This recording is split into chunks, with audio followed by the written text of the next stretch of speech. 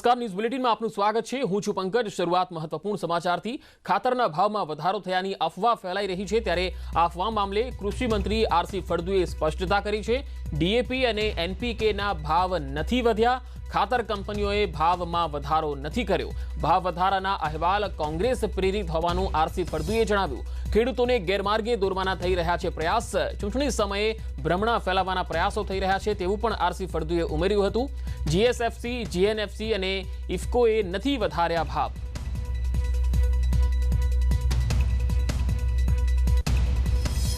કોઈપણ પ્રકારના ભાવ વધ્યા નથી। આ માત્ર ગુમરાહ કરવા માટેની વાત છે। આ રાજ્યની અંદર કોંગ્રેસે અવનવા પ્રયોગો કરી અને રાજ્યની જનતાને બહેકાવવાની, ભાજપથી વિરુદ્ધ કરી દેવા માટેની અનેક સાજિશો રચી, પણ મહાનગરપાલિકાની અંદર જે પરિણામોથી એમનું મોઢું કાળું થયું છે, હવે આ ખાતરનું બહાનું શોધી અને રાજ્યના ગામડામાં વસતા ખેડૂતોને ગુમરાહ કરવાની કોશિશ કરી રહ્યા છે। તો ખાતરના ભાવમાં વધારો થયાની જે અફવા છે તેને લઈને કૃષિ મંત્રી આરસી ફળદુએ ખુલાસો કર્યો। ડીએપી અને એનપીકેના ભાવમાં કોઈ જ વધારો નથી કરવામાં આવ્યો। ખાતર કંપનીએ કોઈ જ ભાવ વધાર્યા નથી। આ ભાવ વધારાના અહેવાલ કોંગ્રેસ પ્રેરિત છે। ખેડૂતોને ગેરમાર્ગે દોરવાના પ્રયાસો કરી રહી છે કોંગ્રેસ, એવું આરસી ફળદુએ જણાવ્યું। ચૂંટણી સમયે ભ્રમણા ફેલાવવાના પ્રયાસો થઈ રહ્યા છે। જીએસએફસી, જીએનએફસી અને ઇફકોએ ભાવ નથી વધાર્યા।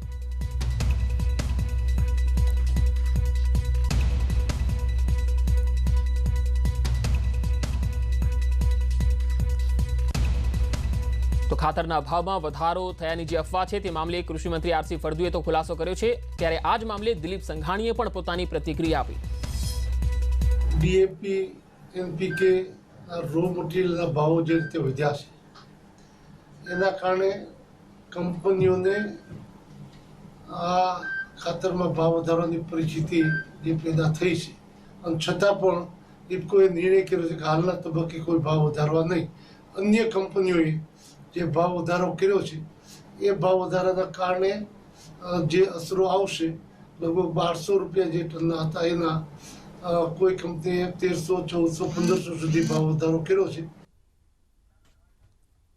તો દિલીપ સંઘાણી કહી રહ્યા છે કે હાલ ઇફકોએ ભાવ વધારો કરવાનું મોકૂફ રાખ્યું છે, પણ અન્ય કંપનીઓએ જે ભાવ છે એ વધાર્યા છે। જો કે કૃષિ મંત્રી આરસી ફળદુ કહી રહ્યા છે કે ખાતર કંપનીઓએ ભાવ નથી વધાર્યા અને આ ભાવ વધારાના અહેવાલ કોંગ્રેસ પ્રેરિત છે। ખાતરના ભાવમાં વધારો થયાની અફવા ફેલાવાઈ રહી છે।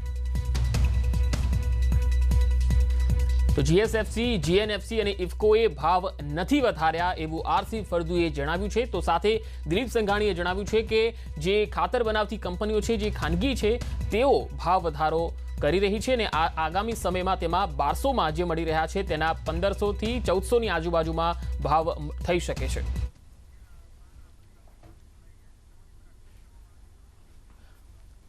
હાલ પાલ આંબલિયા આપણી સાથે જોડાયા છે, ખેડૂત આગેવાન। પાલભાઈ, આ તમારી પર પણ આક્ષેપો થઈ રહ્યા છે અને ખાસ તો ખાતરના ભાવ વધારાની અફવા ફેલાવાઈ રહી છે એવી વાત સામે આવી રહી છે અને આરોપ લાગી રહ્યા છે। પંકજભાઈ, પેલા આરસીભાઈ અને દિલીપભાઈ નક્કી કરી લે, કારણ કે આપના માધ્યમથી, ન્યૂઝ 18 ના માધ્યમથી હમણાં જ સાંભળતો હતો કે આપે કહ્યું કે આરસીભાઈ એવું કહે છે કે કોંગ્રેસ છે એ હાર વાળી ગઈ છે, એટલે આવું આક્ષેપ ને આ વાત થાય છે। અને દિલીપભાઈ એમ કે જે ખાનગી કંપનીઓ છે 1200 ના 1500 થઈ શકે છે। એટલે પેલા તો દિલીપભાઈ સંઘાણી અને આરસીભાઈ ફળદુ સાથે મળીને ચર્ચા કરી લે શું કેવું એ। બીજી વસ્તુ, આ વાતને લઈને, આ ભાવ વધારાને લઈને કોંગ્રેસના એક પણ નેતાએ ક્યાંય સ્ટેટમેન્ટ નથી આપ્યું। નંબર 1, ક્યાંય ન્યૂઝપેપરમાં જાહેરાત નથી કરી કે કોઈ ચેનલોમાં જાહેરાત નથી કરી। નંબર 2, અને કોંગ્રેસે ક્યાંય કરતા ક્યાંય હોર્ડિંગ કે બેનર મારીને કહ્યું નથી કે ભાવ વધારો થાય છે। ભાવ વધારાની વાત છેલ્લા 10 દિવસથી ચાલે છે। કર્ણાટકમાં પરિપત્ર પણ કંપનીઓએ પાસ કરી દીધો છે અને એ પરિપત્ર ક્યાંક ને ક્યાંક ગુજરાતના મીડિયામાં આવ્યો છે, કારણ કે જે રાષ્ટ્રીય કંપનીઓ છે એ કર્ણાટકમાં જે ભાવ લેવાની છે એ જ ભાવ ગુજરાતમાં પણ લેવાની છે। અને બીજી, આ ગુજરાતના જાહેર માધ્યમોએ આ વાતને આગળ કરી છે અને જાહેર માધ્યમો એટલે કે ન્યૂઝ ચેનલો છે, ન્યૂઝ પેપર છે, જેને આપણે જાહેર માધ્યમો કહીએ છીએ, જે સમાજ નો અરીસો છે, સમાજનું પ્રતિબિંબ છે અને સમાજમાં જે વાત આવે છે એ લોકો સમક્ષ મૂકે છે. એટલે આ કોંગ્રેસે ક્યાંય કરતા ક્યાંય નથી કહ્યું, ગુજરાતના જાહેર માધ્યમોએ કહ્યું છે અને ગુજરાતના જાહેર માધ્યમો ઉપર મને વિશ્વાસ છે. આરસીભાઈ કદાચ વિશ્વાસ નહીં હોય એટલે એને આ વાત કરી છે, પણ એ જાહેર માધ્યમોને તો કઈ ન હગે એટલે એને દોષનો ટોપલો ક્યાંક ને ક્યાંક કોંગ્રેસ ઉપર નાખ્યો છે. પણ વાસ્તવિકતા એ છે પંકજભાઈ, વાસ્તવિકતા એ છે કે 1 માર્ચથી ભાવ વધારો થવાનો છે. એનો પરિપત્ર ઓલરેડી આવી ગયો છે. દિલીપભાઈ સંઘાણીએ એની અંદર હા પુરાવી દીધી છે કે હા એમાં વધારો થવાનો છે. પણ સરકાર એવું ઈચ્છતી હતી કે આ 28 તારીખ સુધી આમને આમ બંધ મુઠ્ઠી જે છે એ રહી જાય. 1 તારીખે 28 તારીખે ચૂંટણી પૂરી થઈ જાય, 28 ફેબ્રુઆરીએ 1 માર્ચથી ભાવ વધારો નાખી દેશું, કારણ કે એનું કામ તો ચૂંટણી સુધીનું હતું. પછી ખેડૂત કોળને એને શું લેવા દેવા છે. જેવી રીતે લોકસભા જીત્યા પછી આ જ ખાતરની અંદર, રાસાયણિક ખાતરની અંદર 300% વધારો થયો છે, એવી જ રીતે આ તાલુકા પંચાયત, જિલ્લા પંચાયત જીત્યા પછી 24-25% ભાવ વધારો એ નાખવાના મૂડમાં છે. એ પણ જે એ કરવાનું, જે કરતૂત કરવાનું હતું એનો ભાંડો ફૂટી ગયો છે. એટલે બચાવ કરવા માટે માત્ર ને માત્ર બચાવ કરવાના હવાટિયા કૃષિ મંત્રી શ્રી મારે છે. પણ આરસી ફળદુએ તો કોંગ્રેસ પર આરોપ લગાવ્યા છે, કોંગ્રેસ ભ્રમણા ફેલાવી રહી છે, ભાવ વધારો થયો જ નથી એવું કહી રહ્યા છે. દિલીપભાઈ સંઘાણી કોંગ્રેસમાં છે કે ભાજપમાં છે? હા, દિલીપભાઈ ભાજપના નેતા છે. હા, ભાજપના નેતા છે. એને જવાબ આપ્યો છે કે કંપનીઓ ભાવ વધારો કરવાની છે. હા, એમણે કહ્યું છે કે ભાવ વધારો થઈ શકે છે, પણ ઇફકોએ ભાવ વધારો નથી કર્યો, મોકૂફ રાખ્યો છે. હા, એટલે હું એ જ કહું છું ને કે ભાવ વધારો થઈ શકે છે, એ દિલીપભાઈને ખબર છે. આરસીભાઈને કહેવામાં આવ્યું છે કે આ ભાવ વધારો નથી થવાનું, એવું તમારે સ્ટેટમેન્ટ આપવાનું છે, એટલે આપ્યા છે. થઈ શકે છે એ વાત છે, શક્યતાઓ છે. અને બીજી વસ્તુ મોકૂફ રાખ્યો છે. તમે જો મોકૂફ શું કામ રાખ્યો છે? 28 તારીખે ચૂંટણી છે, એની પહેલા જો આ વાત આવે તો ખેડૂતો છે એના વિરોધમાં મતદાન કરે, એના સુપડા સાફ થઈ જાય, એટલા માટે આખી વાત દબાવવાનો પ્રયત્ન કરે છે. પણ આપણે કહેવત છે કે સૂરજ ઉગે એ છાબડાથી ઢકાય નહીં. આ સૂરજ ઉગી ગયો છે, હવે છાબડાથી ઢકાય એવી એની પરિસ્થિતિ નથી. એટલે આરસીભાઈને આગળ કરીને આ માત્ર ને માત્ર કોંગ્રેસ ઉપર આક્ષેપ કરવાની વાત છે. પણ વાસ્તવિકતા એ છે કે સરકાર એની એમાં જે કેટલીય સરકાર દ્વારા સાહસ કરેલી જે કંપનીઓ છે, બરાબર છે, એ કંપનીઓ ભાવ વધારે છે, ખાલી ખાનગી કંપનીઓ જ નથી વધારતી. જી જી જી, ભાવ વધારો આવશે ત્યારે બધામાં ભાવ વધારો આવવાનો છે. જી જી, પાલભાઈ આપ અમારી સાથે જોડાયા, આપનો આભાર. તો ખાતરના ભાવમાં વધારો થયાની આ અફવા છે. હાલ તો આરસી ફળદુ કહી રહ્યા છે, જોકે દિલીપ સંઘાણી હાલ આપણી સાથે ફોન લાઈન પર જોડાઈ ગયા છે. દિલીપભાઈ, આપને પૂછવા માંગીશ કે આરસી ફળદુ કહી રહ્યા છે કે કોઈ જ ભાવ વધારો થયો નથી અને જે વાતચીત થઈ રહી છે, સોશિયલ મીડિયામાં જે વાત થઈ રહી છે તે અફવા છે. હકીકત શું છે એ આપ જણાવો. ગુજરાતમાં કોઈ ભાવ વધારો થયો નથી, ઇફકોએ કોઈ ભાવ વધારો કર્યો નથી. ઇન્ટરનેશનલ માર્કેટમાં ભાવ જે વધ્યા છે રો મટીરિયલના, એના કારણે એક વાતાવરણ બન્યું છે અને ભાજપ વિરોધી લોકો અને પ્રસાર આવશે કાલની ચૂંટણીને ધ્યાનમાં રાખીને કરી રહ્યા છે. પણ દિલીપભાઈ, પાલભાઈ આંબલિયા હમણાં થોડી વાર પહેલા જ જોડાયા હતા, તેમણે કહ્યું છે કે 1 માર્ચથી ભાવ વધવાની પૂરી શક્યતા છે, કારણ કે કંપનીઓએ હાલ જે પરિપત્ર બહાર પાડ્યો છે એ ચૂંટણી સુધી મોકૂફ રાખ્યો છે. નહીં, સરકારે કોઈ ભાવ વધાર્યા નથી. કંપનીઓ છે એ પોતાના ઉત્પાદનના આધારે નિર્ણય કરી શકે. એટલે ભાવ વધવાના છે કે નથી વધવાના 1 માર્ચથી? નથી વધ્યા. અત્યારે નથી વધ્યા, પણ 1 માર્ચથી એટલે ઇલેક્શન પછી વધશે કે નહીં વધે? અત્યારે કોઈ વધવાની કોઈ શક્યતા નથી. એટલે ડીએપી કે એનપીકે બંનેના કોઈ પણ ભાવ નહીં વધે?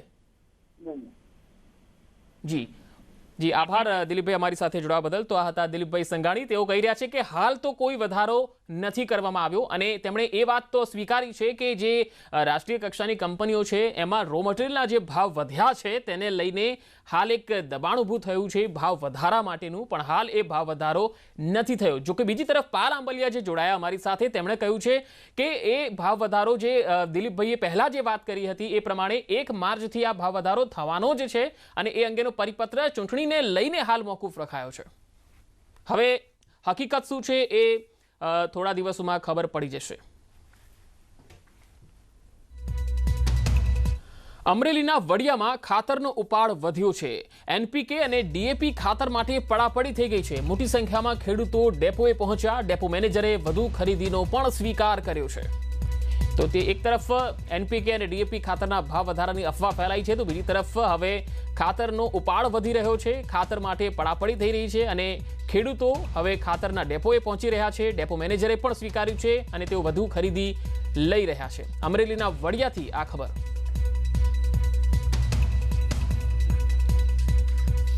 કેન્દ્ર સરકારે કોરોના રસીના ભાવ નક્કી કર્યા છે. રસીનો ચાર્જ 150 અને 100 રૂપિયા વહીવટી ચાર્જ લેવાશે. એટલે કે ખાનગી હોસ્પિટલમાં જો આ રસી લેવી હોય તો 250 રૂપિયામાં જ આ રસીનો ડોઝ ઉપલબ્ધ થશે અને સરકારી હોસ્પિટલમાં જો આ રસી લેવી હોય તો એ મફતમાં આપવામાં આવશે. આરોગ્ય વિભાગની માન્ય હોસ્પિટલમાં જઈને કોરોનાની આ રસી મુકાવી શકાશે. કુલ મળીને એક ડોઝના 250 રૂપિયા, જે વિશ્વમાં અન્ય દેશો છે ત્યાં વેક્સિનના ચાર્જ $20 છે, કોઈ વેક્સિનના $40, એટલે 3,000 થી 7,000 રૂપિયા સુધીની વેક્સિનના ચાર્જીસ અન્ય દેશોમાં વસૂલવામાં આવી રહ્યા છે, જે પ્રાઇવેટ હોસ્પિટલો અને પ્રાઇવેટ સેટઅપમાં. જ્યારે ભારત દેશ દ્વારા જે સામાન્ય જનતાની સુખાકારી માટે જે નિર્ણય લેવામાં આવ્યો છે, વેક્સિન બધાને ફ્રી આપવાની છે, પરંતુ કોઈ વ્યક્તિને એવું છે કે ભાઈ મારે પ્રાઇવેટમાં લેવી છે તો એવા વ્યક્તિને જ વેક્સિનનો ચાર્જ આપવાનો રહેશે. સુરતમાં કોરોનાનો કહેર લગાતાર વધી રહ્યો છે, જેને લઈને સુરત મહાનગરપાલિકા દ્વારા માસ્ક નહીં પહેરનારા લોકો પાસે દંડ વસૂલી રહી છે. મનપાએ માત્ર એક જ દિવસમાં 431 લોકોને માસ્કના નિયમ આગળ ધરી 1000 લેખે 4.31 લાખનો દંડ વસૂલ કર્યો હતો. રાજકીય કાર્યક્રમોમાં નેતાઓ માસ્ક વિના જોવા મળતા હોવા છતાં કોઈ જ કાર્યવાહી નહીં અને સામાન્ય લોકો પાસેથી પોલીસ આકરો દંડ વસૂલી રહી છે, જેને લઈને લોકોમાં ભારે રોષની લાગણી છે.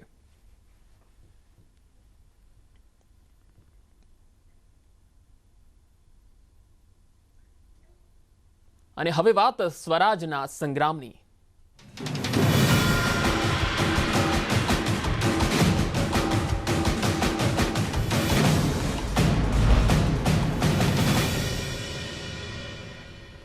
સ્થાનિક સ્વરાજ્યની ચૂંટણી માટે મતદાન પ્રક્રિયા યોજાનાર છે, જેના ભાગરૂપે પંચમહાલ જિલ્લામાં વહીવટી તંત્ર દ્વારા EVM અને ચૂંટણીલક્ષી સામગ્રીની ફાળવણી કરવામાં આવી.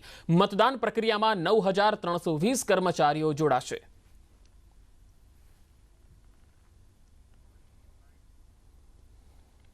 અત્યારે અહીંયા કોરોનાની સંપૂર્ણ ગાઈડલાઇન્સને અનુસરી અને તમામનું ડિસ્પેચિંગ કરેલ છે. વધુમાં હાલ પોલિંગ પાર્ટીઝ પોતાના પોલિંગ બૂથ ઉપર જવા પણ તૈયાર છે. 189 ઝોનલ ટોટલ મૂકવામાં આવ્યા છે, જેની સાથે બંદોબસ્ત, વિડીયોગ્રાફર, પછી આ લોકોને સેક્ટર મેજિસ્ટ્રેટ તરીકે પણ જાહેર કરવામાં આવ્યા છે. આપણા EVM દરેક જગ્યા ફાળવી દેવામાં આવ્યા છે. પછી તાલુકાઓમાં કોઈ જગ્યા આચારસંહિતાના ભંગ ના થાય એના માટે તાલુકા દીઠ આચારસંહિતા નોડલ ક્લાસ 1 ઓફિસરોને નિમવામાં પણ આવ્યા છે અને કોઈ પણ રજૂઆત કે કોઈ પણ ઇસ્યુ ધ્યાને આવે તો આ લોકો તરત પહોંચીને કાર્યવાહી કરી છે. જેતપુર તાલુકા પંચાયત અને જિલ્લા પંચાયતની ચૂંટણીની તૈયારીઓ પૂરી થઈ ગઈ છે. કર્મચારીઓને EVM મશીન સહિતના સાહિત્યની ફાળવણી કરાઈ છે. તાલુકા પંચાયત અને જિલ્લા પંચાયતના 120 મતદાન મથકો, 69 જેટલા સંવેદનશીલ મતદાન મથકો છે, તો તાલુકા પંચાયત અને જિલ્લા પંચાયત માટે 240 EVM મોકલવામાં આવ્યા છે. મતદાનની કામગીરીમાં 720 જેટલા કર્મચારી ફરજ બજાવશે. જેતપુર તાલુકાની 20 બેઠકો અને જિલ્લા પંચાયતની 4 બેઠકો માટે મતદાન થશે. પોલીસ ચુસ્ત બંદોબસ્ત ગોઠવી દેવાયો છે.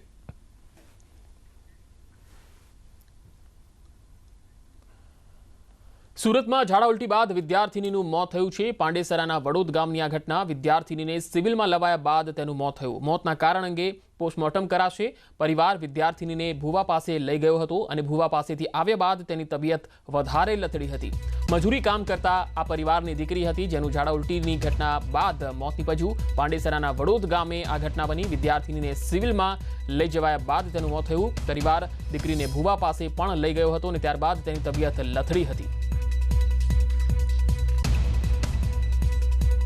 सोचे कि हॉस्पिटल बाजू वाला बंद है, हम लोग सोचे नहीं कि इतना ज़्यादा हो जाएगा, इसलिए फिर रात में 4 बजे 4:15 बजे लगी, फिर वो ओझा गुनी को दिखाया. उसके बाद उधर से आया, पानी दिया, वहाँ से आया तो ठीक था. वो जब रूम पर आया तो खाली पानी पी रहा था. फिर ज़्यादा देह हाथ टूटने लगा, इसलिए फिर वहाँ से सिविल 108 पर फ़ोन किया. સુરતમાં અસામાજિક તત્વોનો આતંક સામે આવ્યો. ગણેશપુરા ચોકી વિસ્તારમાં હુમલાની ઘટના બની. 10 થી 15 લોકોએ ઘરમાં ઘૂસીને તોડફોડ કરી. મહિલાઓને માર માર્યો હોવાનો પણ આરોપ થયો. ઘાયલ મહિલા સ્મીમેર હોસ્પિટલમાં દાખલ છે. બાકી ઘટના સીસીટીવીમાં પણ કેદ થઈ ગઈ છે.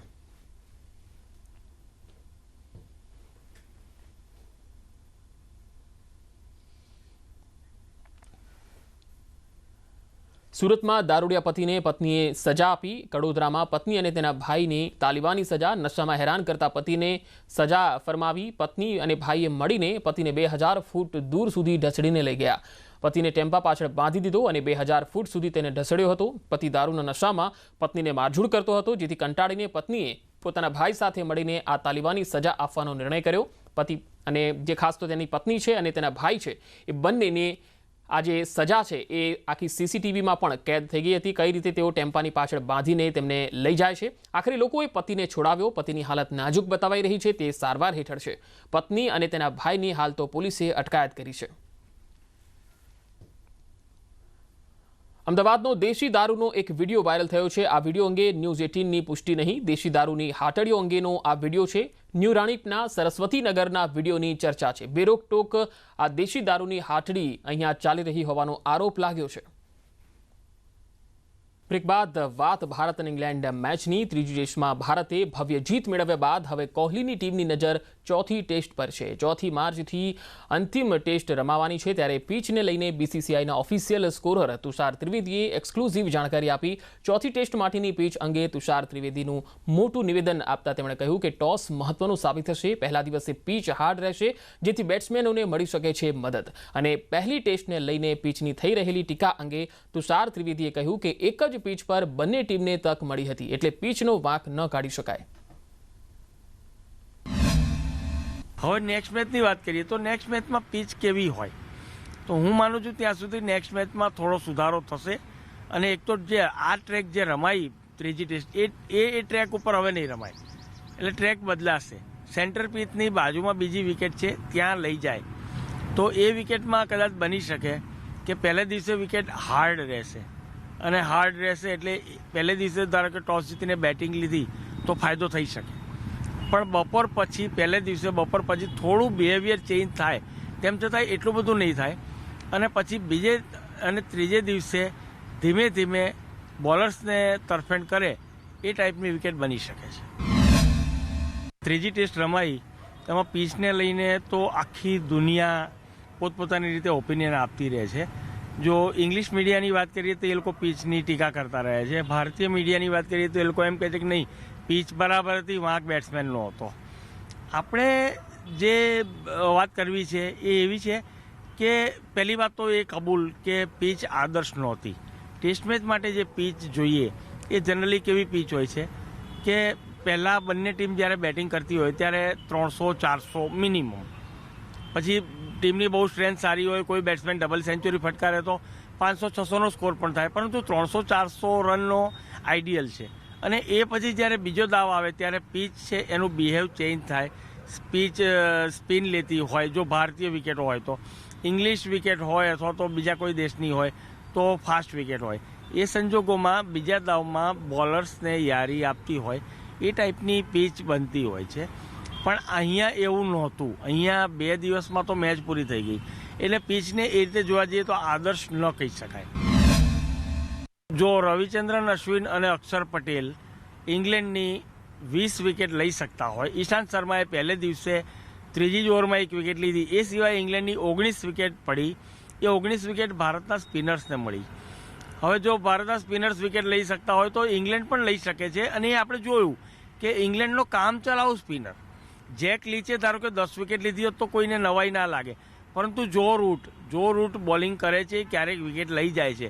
પણ જો રૂટ જેવો બોલર એક પણ રન આપ્યા વગર 3 વિકેટ લે અને ટોટલ 6.4 ઓવર એટલે કે 7 ઓવરમાં માત્ર 8 રન આપીને 5 વિકેટ લઈ જાય, તો એનો મતલબ એ થયો કે જો તમારી પાસે સારા બોલર હોત તો તમે પણ ભારતને ટક્કર આપી શક્યા હોત. ઇંગ્લેન્ડ પાસે સારા બોલર હોત તો એ સંજોગોમાં મેચને ટક્કર આપી શક્યા હોત, પરંતુ એવું બન્યું નહીં.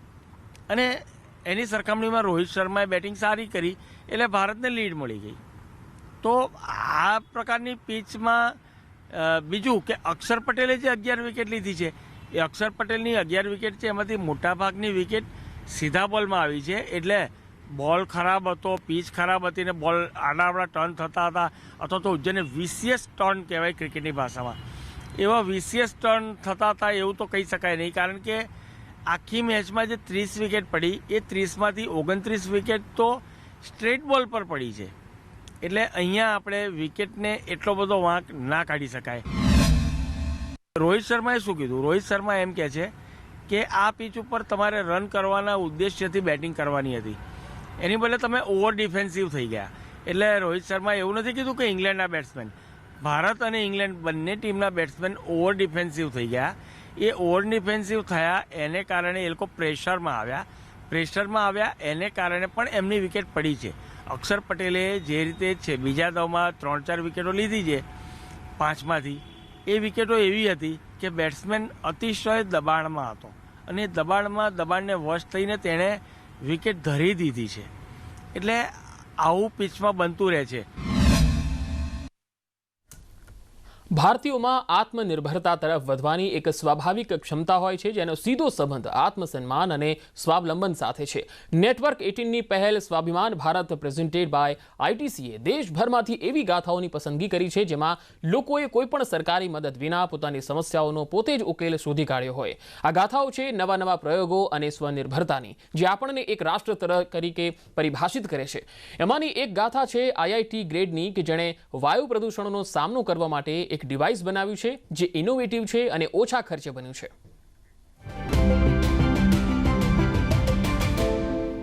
जब वो आईआईटी दिल्ली में पढ़ाई कर रहे थे, प्रतीक ने अपनी मां की बीमारी का सॉल्यूशन खोजने का फैसला किया. उन्होंने एक ऐसा प्रोडक्ट बनाने की मांग की जो न केवल प्रदूषकों से लड़ने में कारगर हो बल्कि सस्ती भी हो. मैं रहने वाला बीकानेर राजस्थान का हूँ, जहाँ पे धूल भरी आंधी जिसे कहते हैं वो बहुत ज़्यादा एक प्रॉब्लमेटिक चीज़ रहा है. एंड चूंकि मेरी मदर खुद एक सीवियर एस्थमेटिक थी, उन्हें अस्थमा की दिक्कत रहती है, उसी से कुछ आइडियाज़ आए क्यों ना कुछ ऐसा बनाया जा सके जो आपके नाक पे ही लग जाए, जो आपके नाक के अंदर भी ना जाए और जो आपके फेस को भी ना ढके. उसी से नेजो फिल्टर्स का आइडिया डेवलप हुआ. नेजल फिल्टर का एक पीस सिर्फ 10 रुपए का है और ये विशिष्ट नहीं है. बाजार में आमतौर पर पाए जाने वाले बड़े पारंपरिक फेस मास्क के विपरीत है. यूजर्स को बस अपने नथुने नॉस्ट्रल्स को लगभग ट्रांसपेरेंट फिल्टर के साथ कवर करना होगा और इसे 8 घंटे तक पहनना होगा. 10 लाख नेजो मास्क हम लोग आज इंडिया और इंटरनेशनल मार्केट को सप्लाई कर चुके हैं. इंटरनेशनल मार्केट के अंदर China, countries like Vietnam, UAE, इन सारी कंट्रीज़ के अंदर हमने एक बहुत बड़ी मात्रा के अंदर नेजो मास्क को सप्लाई किया. एक स्वाभिमान रास्ते पर चलकर नेजो फिल्टर भारतीयों को प्रदूषण से बचाने और सांस लेने में मदद कर रहे हैं.